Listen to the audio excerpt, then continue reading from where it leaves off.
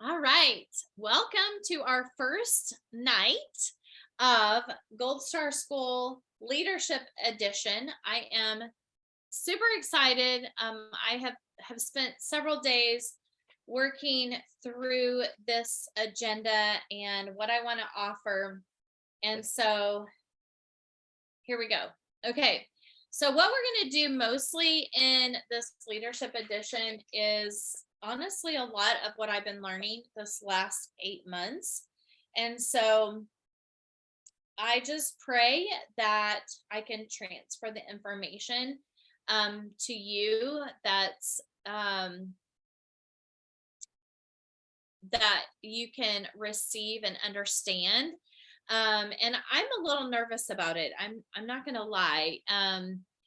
They say that you learn more when you're the teacher. And so I feel like that's part of what this is God is just embedding it in my brain as I'm learning more and I'm going back and watching videos that were recorded from Kevin. And so I'm relearning again as I'm getting prepared to teach. So, our first subject is hold on. Now, I do have a challenge, okay? And you can actually just attend each week and get the training and not participate in any of the challenge at all. Or you can participate in the challenge as well, okay? And I will share about the challenge at the end.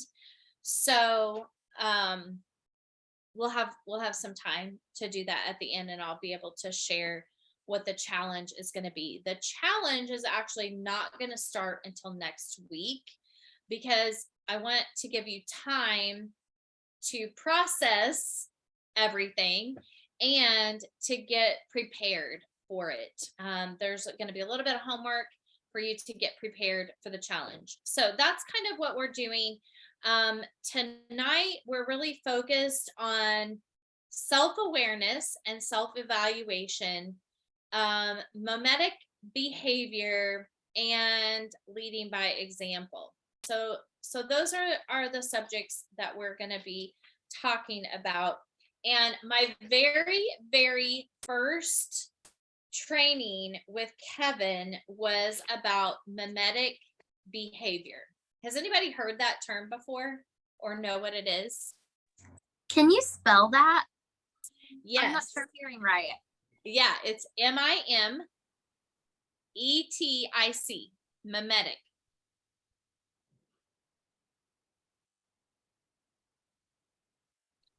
So after you guys are probably very well aware of the Maslow's hierarchy of needs, right?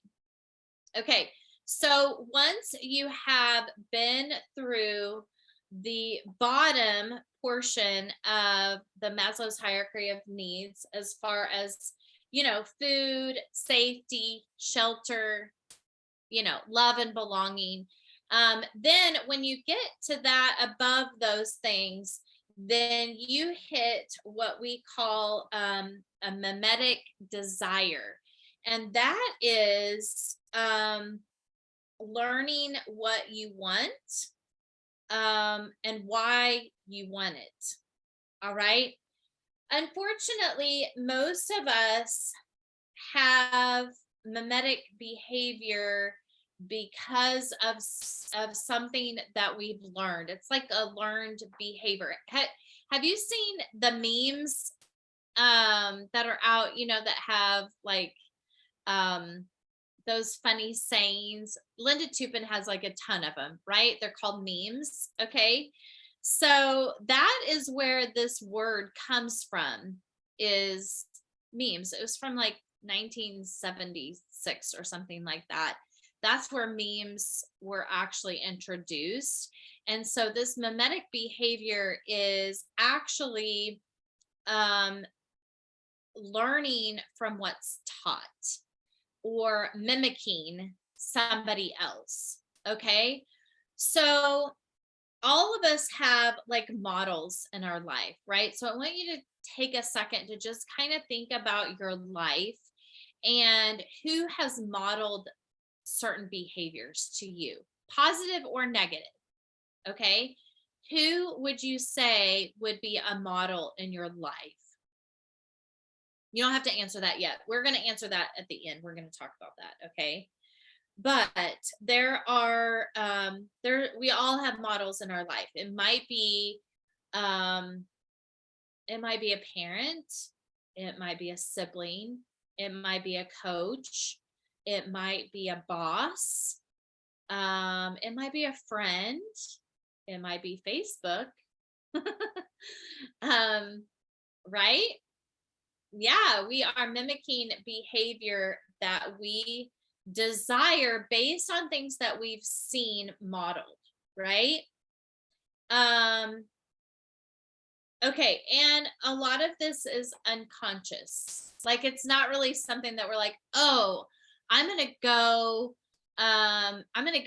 get this pair of pants because I saw them on her and she looked cute. So if I get those pants, I'm gonna look cute too, right? Or oh, I really want to go to Hawaii because so and so went to Hawaii.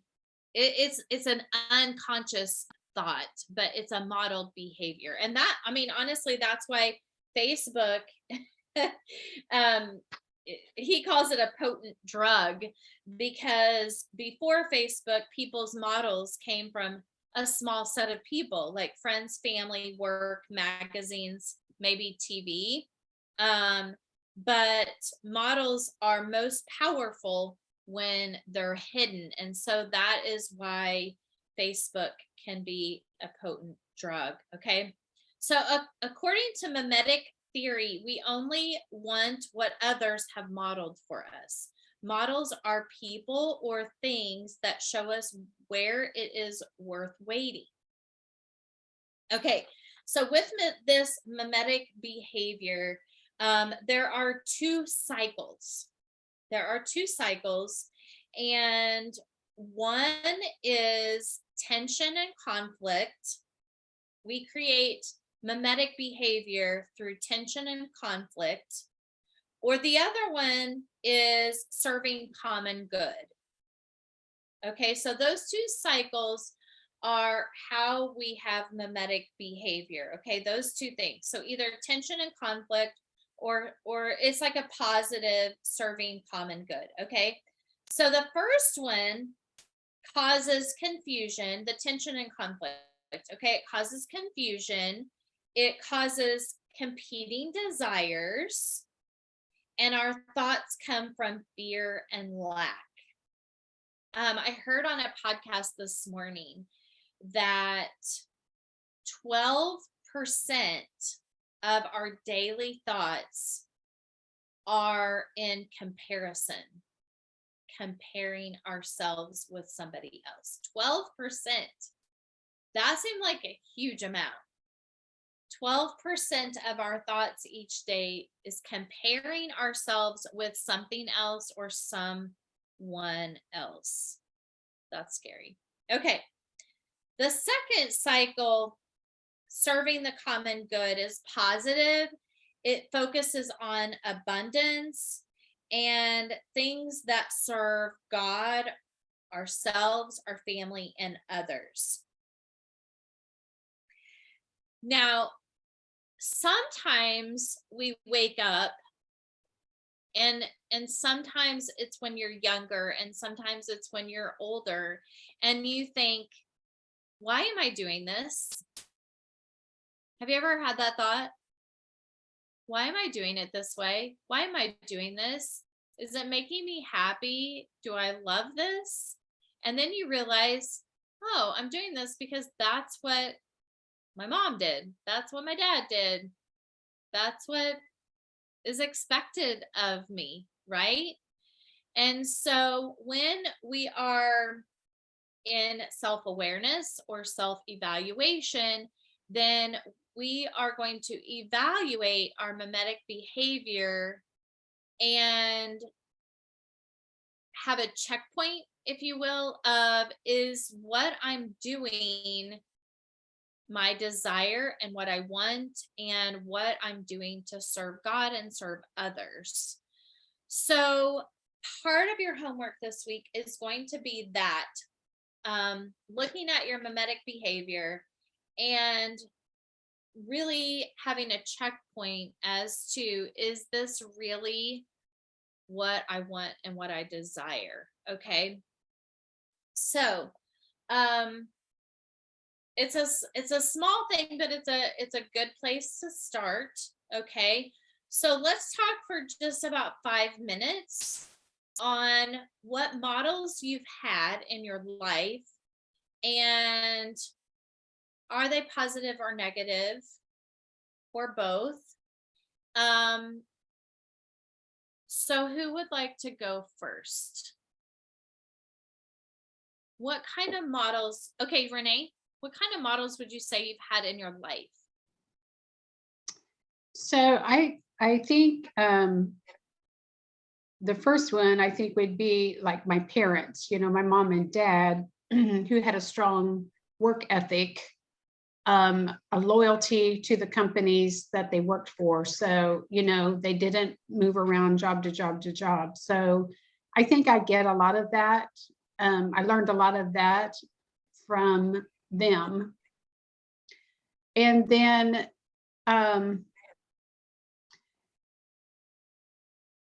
this probably, I think a lot of my, then beyond in my adult life, I actually think a lot of where I am now. I know this probably sounds cliche, but it's really like you and Asina, how you modeled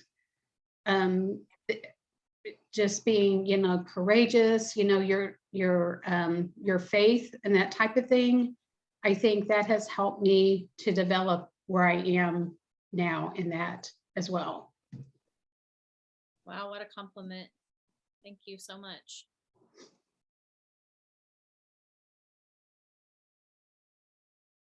Who else?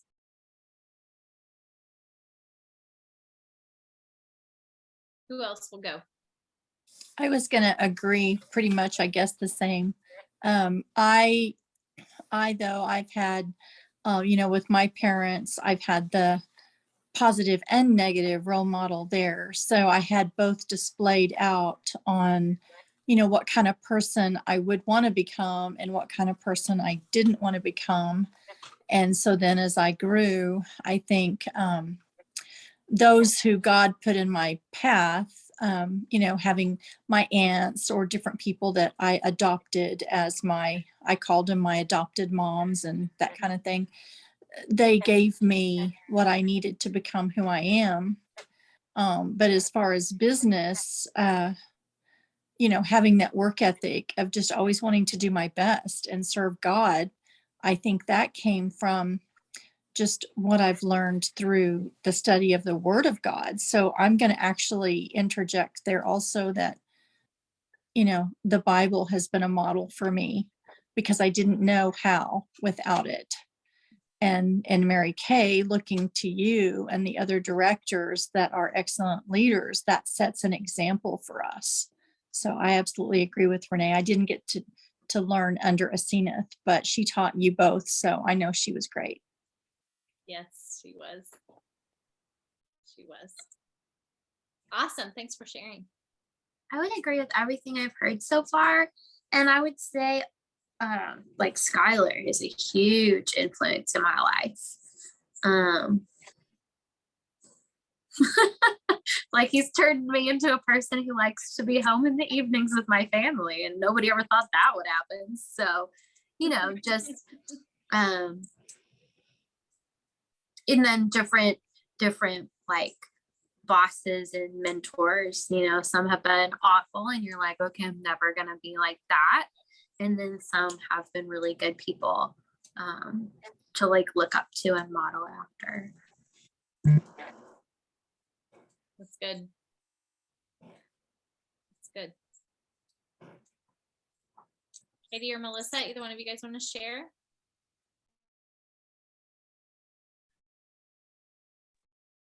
Sure. Obviously I've been incredibly blessed, just with incredible parents. So that's definitely where the foundation comes from for sure. And then I was very blessed to marry a man who has also been brought up in a wonderful Christ-centered family. And so they're both amazing marriages to look after and to model what that looks like. And I've always wanted to be a pastor's wife, and God fulfilled that need in my life. And my mom, and even Greg's mom, is a pastor's wife. Just we're the best at that. And so that is a big part for me, especially as another part of my ministry in life. And then I was blessed with wonderful church family, and Melissa is one of them that just poured into me as a young girl, and as I was growing up, and just supported me. And I had so many grandparents that weren't actually grandparents, but like were grandparents to me, that I cherished all of those times with them. And then even going to college at MacU in Oklahoma, found a wonderful church family there, people that just poured into me. I had a mentor at school there. And so just really just so many positive things. And within the midst of just the world we live in and being a teacher, I even think my students are role models to me in a way that even with seeing their relationship with their parents and their peers, and how I want to one day raise a family, and how I want to go about doing that is another thing. And I see, different parenting styles and things, which can be good and bad, and learning from the, people that make mistakes, or the things that maybe my parents or Greg's parents did that we can learn from. So yeah, that's what I would say. That's good. That's good. Awesome. Melissa? So my parents as well. My father would have been a negative influence. He still is a negative influence, I feel like. I'll just leave it at that. But my mom was loaded with grace and God's spirit from the day I can remember. And Katie's nodding. And she just taught me to see the inside first. And she taught me, because she was an aide for 43 years. So nothing fazed her. And, she would stop anywhere and lend a hand if someone falls or, dumps their bag, or their mom was always doing that for people, and just, shirts off her back and that sort of thing. And then the church, we really had a strong church. And there was a lady there named Dana Helm that was a great mentor for me, because she was just enough older than me that where I could really look up to her. And Claudia Brashler. These are girls that were just a few years older, and they're really strong Christian women. So that was awesome to have that. And then we had the teachers both in schools and at church, Vera Cage and different ladies. I learned a lot from my girls like Katie and Danielle and some other girls that have taught me. I had a couple at my job at Noble. There was a lady there, Mary Moore and Leslie Hutter. And those are women that I always wanted to be like them. They were always polished and cleaned up, and they knew what they wanted to do, and they had a thought, and they had an opinion, and it's okay to have an opinion. And that was what I wrote down. And then just this neighborhood I'm in now, I have a neighbor who's been selling, she's working full time, and she's 80 years old, and she's got the work ethic, and she's such a great role model. And I always get fed so much when I go over there and do things with her. So kind of full circle. Yeah, that's good. I love it. I love hearing about all the people that you have had as models growing up, and even most recently, too. And I'm thankful. I'm thankful that you've had some positive role models in your life. Not everybody has been that blessed to have that role models, those positive role models in their life. So I'm gonna change gears on you. And everybody is here, hopefully, because you want to build a team and you want to be a leader. Okay. So the reason why we're talking about this is because if we are gaining wisdom and we are modeling after those people in front of us or ahead of us, whether it be a parent or a recruiter or whatever, and you're modeling behavior of theirs, then that means as you're building a team, you're going to have people that are modeling their behavior off of what you do, right? So Mary Kay used to say, lead by example, by example, by example, right? You guys have heard that before, right? And so I'm going to ask you boldly, are the actions that you're doing, is that going to positively or negatively affect your team members? Okay. Now that's everything from showing up, just showing up. And I'm preaching to the choir right now because you guys are on, right? But just showing up. Are you doing the things? Are you following up with your customers? Are you turning in your paperwork? Are you reaching out and asking how you can help, or just, hey, I'm thinking about you today, what can I pray for you about, those kind of things. And as you build a team, it's harder and harder to do that, and so you multiply yourself. When you are an example to those underneath you, then they're going to model that behavior to someone else that they bring in, right? It's a domino effect. And so that is mimetic behavior. All right. And so I want you to spend some time this week in evaluation of what you're doing that is working great, that you're committed to, that that you're happy with what you're doing. And then just being aware of where you can grow, what areas that you can grow, and what self-growth that you might want to have. Okay. Anybody have any questions on mimetic behavior? Have you guys ever heard that word before? I know Janine hadn't. I hadn't either. I thought it was like brilliant. I was like, haha, that's interesting. Yeah. Okay, so now I want to go into the portion of the challenge. And I stole this idea from my Offspring sales director, Stephanie Brotherton, who stole this idea from Leah Laughlin. And so speaking of mimetic behavior, I just felt like this was something that would work good for everybody, no matter where you're at and what you want ahead. And it's called 21 Hard. And I have a form. For you to fill out each week or track your points. And the first thing that we're going to talk about is up here in this corner. And it's 3 hard things.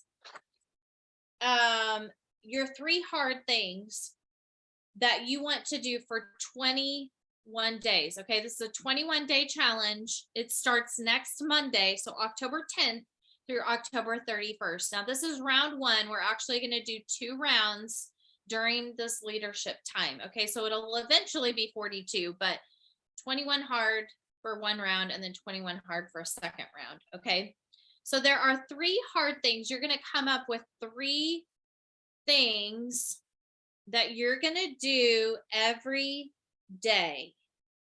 And one area is personal development or spiritual. Number 2 is physical. And number 3 is nutrition. So really, they can be whatever you want them to be. Okay, it doesn't have to be like a certain thing. This is what you want to do. Okay, so it could be everything from, reading your Bible to reading a book to listening to a podcast to saying your affirmation. Any of those would fall under personal development. You're only picking one, okay? One thing for 21 days. And then the physical. Okay, physical it could be move your body for 5 minutes. Okay. It could be, exercise for 30 minutes. It can be whatever you want it to be, but something physical that you're going to do every day. Number 3 is nutrition. Okay. So that could be, drinking 8 glasses of water. It could be taking your vitamins. Like if you struggle with just taking your vitamins every day, it could just be as simple as that. Okay. Whatever. It could be anything that you want it to be. Those are the 3 things. Now, what I need you to do before next Monday, before we meet again, I need you to personally message me and tell me what your 3 things are going to be. Okay. So that's your homework, really, is figuring out your 3 things. All right. Now, I do have this form, and I can email it to you. I can print it off and mail you a copy. I can take a picture of it and send it to you, whatever you want me to do. Okay. But I do have that. So this is how it's going to work. Okay. Let me get my camera here. Okay. Can you guys see this? So each week is the same. So you're going to get points. It's like IPAs, kind of. All right. It's kind of like IPAs. So week 1, it has week 2 and week 3. Okay. But week 1, which will start next week, you're going to get points for each booking. Okay. When you turn in your weekly form, there's going to be a Google form for you to fill out, and I may just include it in the golden hour so it's all in the same place and you don't have to do anything extra. That might be just as simple. I haven't decided what I'm going to do with that yet. But if you do a face, it's 5 points. For every 100 retail, it's 5 points. For every 100 wholesale, it's 5 points. For a double facial, it's 10 points. For a pearl party or career chat, it's 10 points. For a unit meeting or a coaching appointment, it's 10 points. For a session of 3 or more, it's 15 points. And for a new recruit, it's 15 points. Okay. Then at the very bottom here, it's 10 points for every day you complete all 3 of your hard. All right. So if you do that every day, that's 70 points just for doing your 3 hard things each day. Okay. And you're going to log your points each week. And then these are the goals. Okay. I don't have this on a JPEG yet because I just figured all this out. But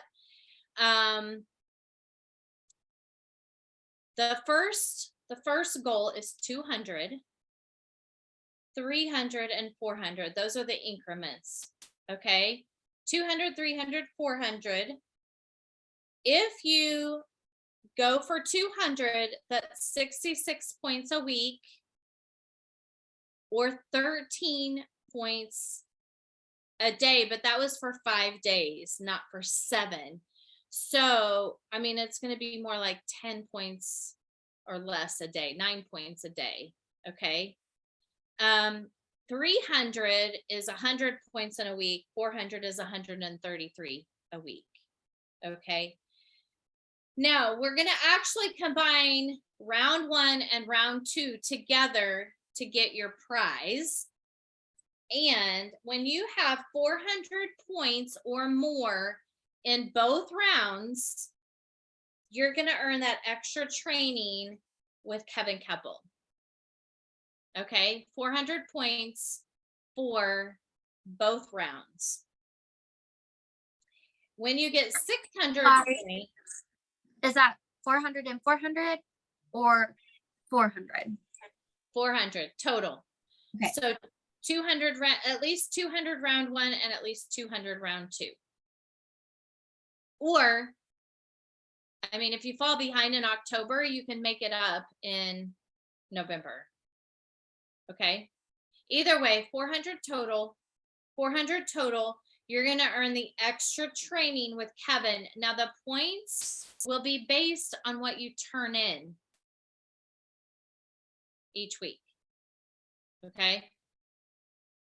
600 at 600 points for the 2 rounds.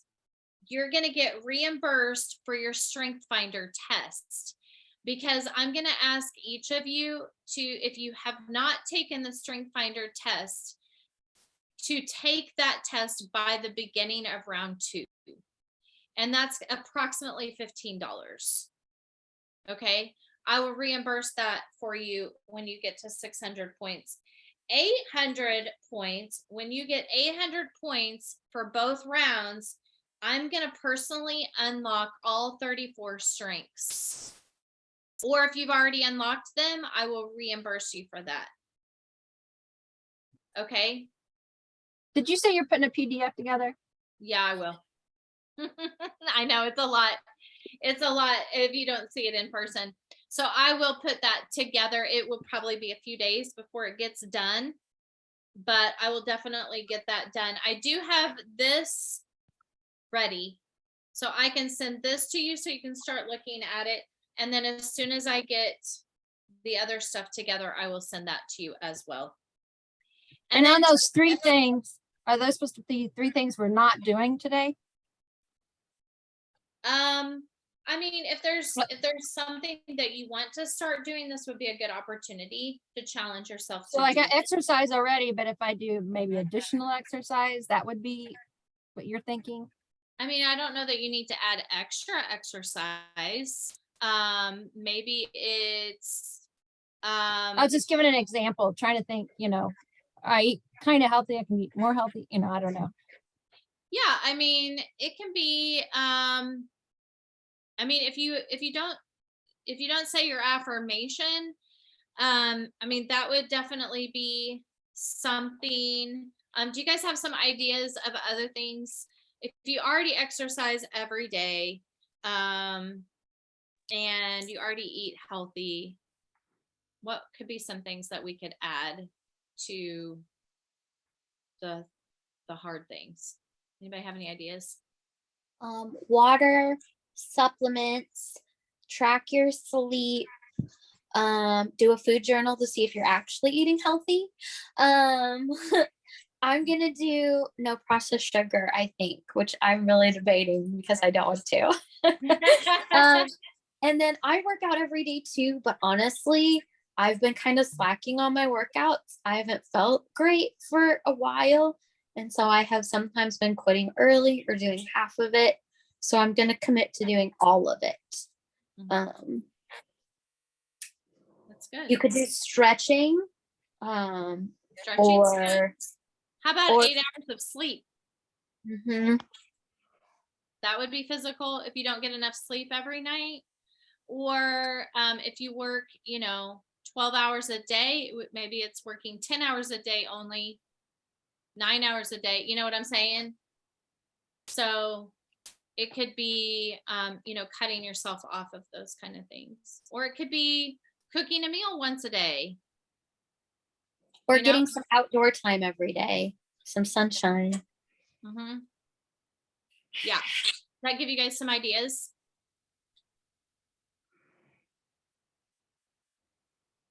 Yeah, those are good. Okay, I will email this to you guys. I'll try to do that right now, actually. And then as soon as I get this together with the points, I'll put that together and send that to you as well. There will also be a reward for attending all 8 of the training. Okay. I don't know what it's going to be yet. But I will have some sort of a gift for you for being on and attending all 8 of the trainings, because I feel like that's a big thing. Okay. Anybody have any questions?